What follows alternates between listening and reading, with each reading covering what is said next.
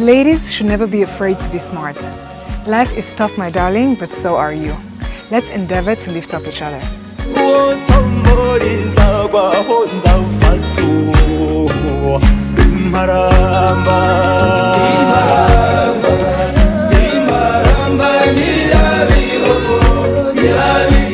Umugore ni mwiza.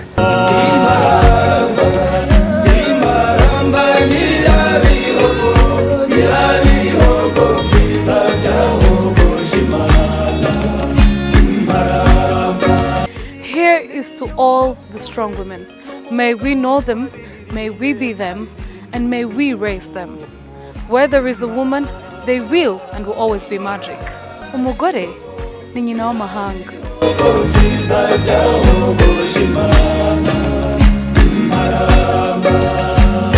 Nous sommes des filles mignonnes, nous sommes des douces sœurs, nous sommes des épouses chéries, nous sommes des mères adorables, nous sommes source de force, nous sommes des femmes. Umugore ni umutima w'urugo.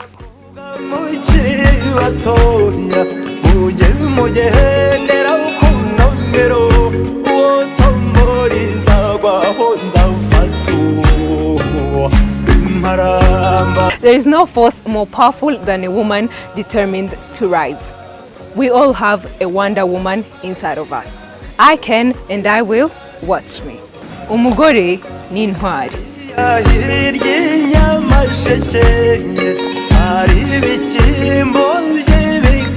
Happy Women's Day!